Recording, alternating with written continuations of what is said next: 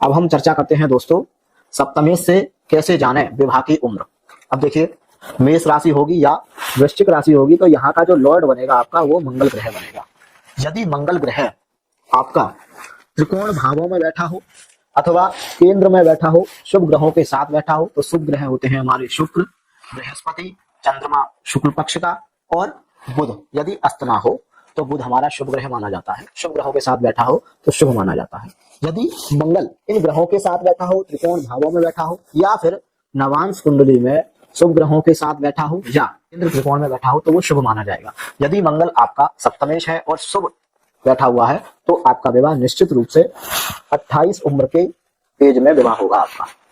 यदि मंगल आपका पीड़ित हो गया है, पाप ग्रहों के साथ बैठा है, राहु के साथ बैठा है, सूर्य के साथ बैठा हुआ है, या फिर 3, 6, 11 भावों में चला गया है, 8वें भाव में चला गया है, तब आपका विवाह 28 उम्र के बाद हो सकता है ना। ये मैंने बोर्ड पर भी लिख रखा है कौन से ग्रह कितनी एज में विवाह कराता है।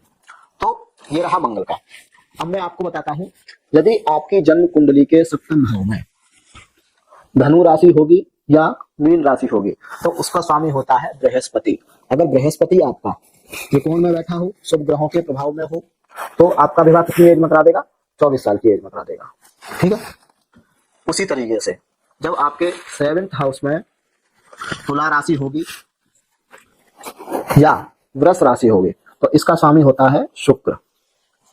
शुक्र यदि कुंडली में शुभ ग्रहों के साथ बैठा हो तो आपका विवाह कितनी उम्र में होगा? 26 साल की उम्र में हो जाएगा। यदि शुक्र आपका पाप ग्रहों के साथ बैठा हो, अंशहीन हो, अस्त हो गया हो तो हो सकता है 26 साल के बाद आपका विवाह का योग बनेगा।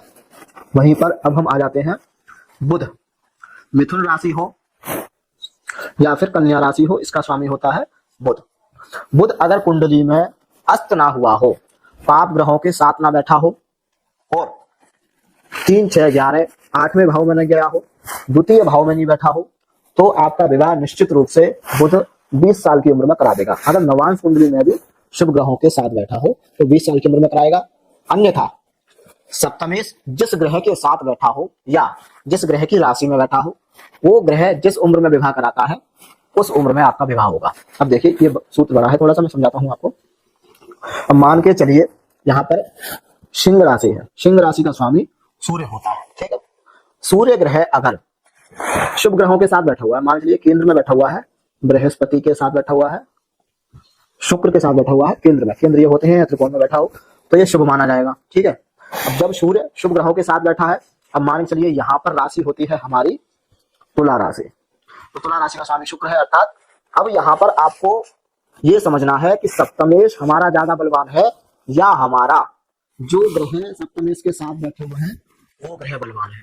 तो इनमें से जो भी ग्रह बलवान होगा उस ग्रह की उम्र में आपका विवाह होगा। अब जैसे मैं आपको बताता हूँ, सूर्य मान के चलिए यहाँ शुभ ग्रहों के साथ तो बैठा हुआ है, लेकिन वहीं पर अगर मंगल यहाँ बैठ गया हो, राहु बैठ गया हो, है ना, या फिर जो है शनि यहाँ बैठा हो तो शनि की तीसरी दृष्टि जाएगी सूर्य पर और मंगल राहु की सप्तम दृष्टि जाएगी सूर्य पर। तो यहाँ पर जो सप्तमेश है वो पीड़ित हो गया। ठीक है।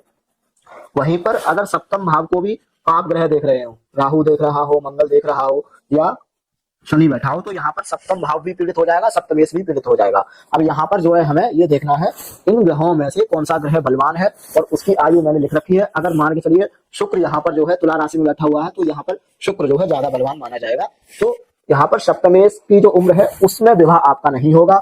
शुक्र की जो उम्र है अर्थात 26 साल की उम्र में आपका विवाह हो जाएगा। तो ये मैंने आपको बताया है, जब सप्तम भाव खाली हो, सप्तमेश से जो है हमें कैसे पता करना है विवाह हमारा कितनी उम्र में होगा। तो आपको समझ में आ ही गया होगा, जब हमारा 7th हाउस खाली हो तब हमें विवाह की उम्र कैसे देख लेनी चाहिए। तो मैंने आपको उदाहरण के सहित कई उदाहरण दिए हैं और मैंने यहाँ पर बोर्ड पर लिख भी दिया है। शनि जो है 30 साल की उम्र में विवाह कराता है, चंद्रमा 25 साल की उम्र में विवाह कराता है और सूर्य 27 साल की उम्र में विवाह कराता है, राहु 30 साल की उम्र में विवाह कराता है और केतु 27 साल की उम्र में विवाह कराता है। तो ये ग्रह जो है जितनी उम्र मैंने लिखी है आज के युग के अनुसार इनकी अवस्था लिखी हुई है। और अगर ये ग्रह पीड़ित हो जाते हैं या इनकी राशि सप्तम भाव में होती है, सप्तम भाव पीड़ित होता है, सप्तमेश पीड़ित होता है, तो कहीं ना कहीं जो है जो इनकी उम्र है उससे अधिक 1-2 साल बाद विवाह का योग बनाते हैं।